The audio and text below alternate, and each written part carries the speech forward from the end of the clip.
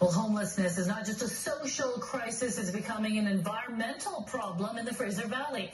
The number of homeless is growing there, and many set up camp along sensitive fish-bearing streams. Volunteers have been scrambling to clean up the huge mess before rising spring waters carry away toxic materials. CBD's Michelle Bernaro has more. 1, 2, 3.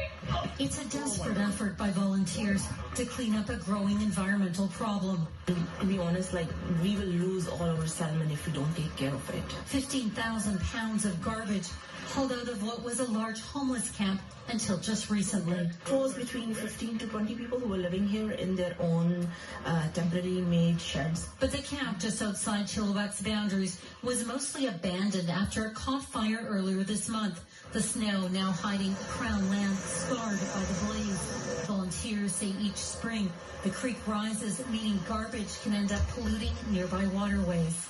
Just a few weeks ago, volunteers cleaned up an even larger encampment along the Chilliwack River.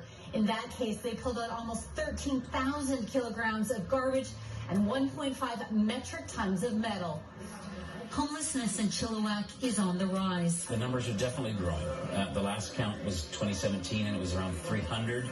So we're anticipating 450 to 500 in that range. Tom Snell spent the past year and a half living on the street.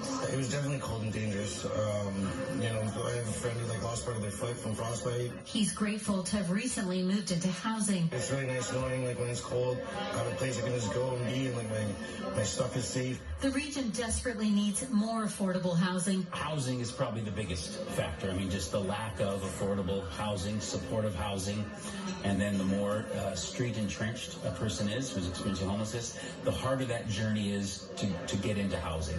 Back at the camp, volunteers continue to work with the remaining campers, knowing what's left must be cleaned up before the waters start to rise.